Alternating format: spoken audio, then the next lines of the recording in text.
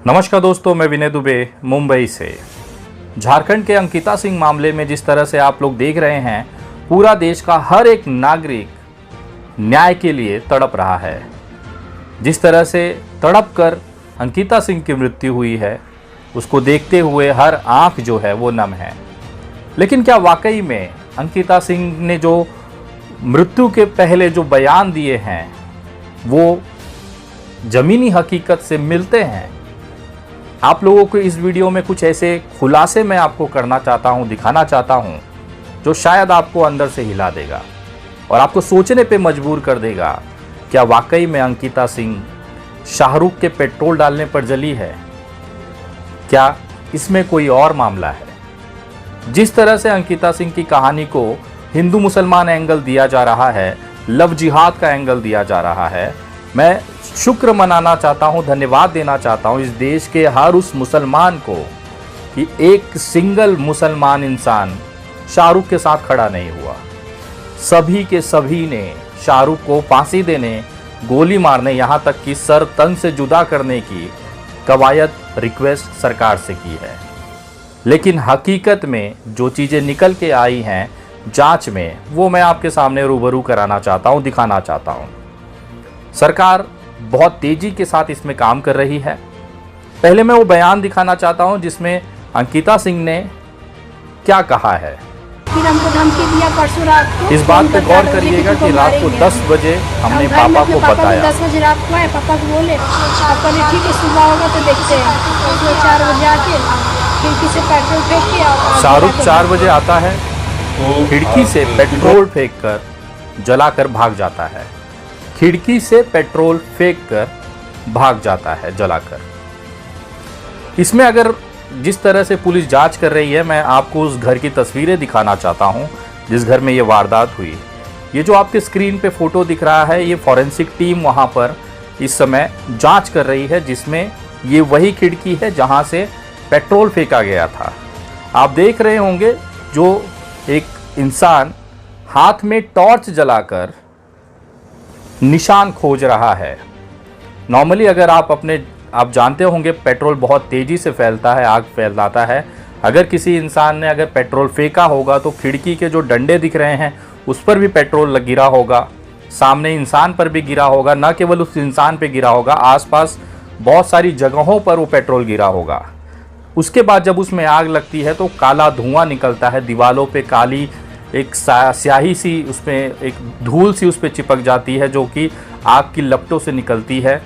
दीवारों का जो रंग होता है वो बदल जाता है। लेकिन इस फोटो में अगर आप देखेंगे तो इसमें ऐसी कोई भी चीज़ें नहीं दिखाती है जो इस सवाल को, अंकिता के बयान पर बड़ा प्रश्न चिन्ह निकालता है। बार बार ये बताया जा रहा था कि ये एक तरफा प्रेम की वजह से प्यार में हारे हुए आशिक ने अपनी प्रेमिका के ऊपर पेट्रोल डालकर जला दिया। मैं कुछ तस्वीरें जो सोशल मीडिया पर इस समय दिख रही हैं वो मैं आपको दिखाना चाहता हूं। ये फ़ोटो में अंकिता सिंह और शाहरुख जिस तरह से बैठे हैं गाड़ी के अंदर कुर्सी पर, एक खुले बांध के पास गिटार लेकर जिस तरह से वो पोज दे रहे हैं, उसको ये देखकर लगता नहीं है कि ये जो मामला बताया जा रहा है वैसा ही हो। कहीं ना कहीं ये जो सब सवाल हैं ये बहुत बड़ा प्रश्न चिन्ह खड़ा करता है। क्या वाकई में इस तरह से पेट्रोल डालकर शाहरुख ने अंकिता सिंह की हत्या की? क्या ये ऑनर किलिंग का मामला नहीं है? बहुत सारे सवाल इस जगह पर खड़े होते हैं। मैं अंकिता सिंह के ऊपर कोई सवाल नहीं खड़ा कर रहा हूं, मैं परिस्थितियों के ऊपर सवाल खड़ा कर रहा हूं कि जिस तरह से प्रेशर देकर वीडियो बनाया गया हो या बयान दिलाए गए हों किसी कारणवश या मजबूरीवश, ये जांच का विषय है। दूसरा चीज़, जिस लड़की को जलाया जाता है, मैंने बहुत सारे केसेस, अभी मैंने बिहार के हाजीपुर में मैंने पिछले साल एक केस गुलनास का किया था।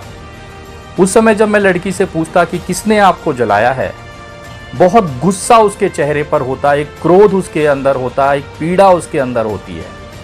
लेकिन अगर आप अंकिता सिंह का बयान देखें, मैं फिर से प्ले करता हूँ, जिस तरह से वो ये कह रही है कि शाहरुख ने मुझे किया है, ऐसा किया है, वो किया है, ज़रा बयान सुनिएगा। उसके बाद मैं आपको दिखाता हूँ अंकिता के हर एक शब्द को सुनिएगा, उसकी फीलिंग्स, उसमें आप दर्द खोजने की कोशिश करिए।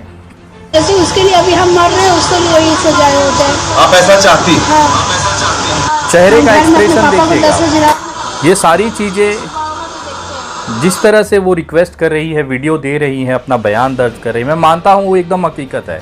एक मरने वाला इंसान कभी झूठ नहीं कहता, लेकिन क्या ये बयान उससे दिलाया गया? किसी दबाव के कारण इसने ये बयान दिया? ये सबसे बड़ा सवाल संदिग्ध है। इसकी उच्च स्तरीय अगर जांच की जाए, एक डीएसपी हैं मुस्तफ़ा नाम के, उनका तबादला केवल इसलिए कर दिया गया सोशल मीडिया पर ट्रेंड कर कि मुस्तफ़ा जो है शाहरुख को बचा रहे हैं। प्रशासन ने उन्हें बगल कर दिया। गलती सिर्फ इतनी थी कि इनका नाम जो था डीएसपी का वो मुस्तफ़ा था। कहीं ना कहीं कुछ चीज़ें जो हैं वो अलग तरीके से दिखाई जा रही हैं। मैं बार बार आपसे कहता हूं कि जो ज़मीनी हकीकत है वो जनता तक पहुंचना बहुत ज़रूरी है। अगर आप सही में अंकिता सिंह को इंसाफ दिलाना चाहते हैं तो इसके असली हत्यारों को आपके सामने लाना ज़रूरी है। हम शाहरुख को बीच चौराहे पे जलाकर, उसको फांसी देकर, संवैधानिक तरीके से उसको जेल भेजकर, आजीवन कारावास कराकर सिर्फ शांत नहीं होना है।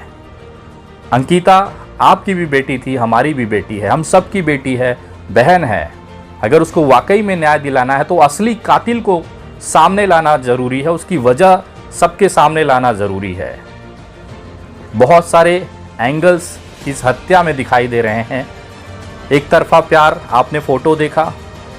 ऑनर किलिंग सबसे बड़ा सवाल यहाँ पर संदिग्ध दिखता है कि जो कहानी अंकिता सिंह ने बताई कि खिड़की का जलना, पेट्रोल फेंकना, पिताजी को बताना, रात को 10 बजे पिताजी को बताया गया और 4 बजे ये घटना हुई है।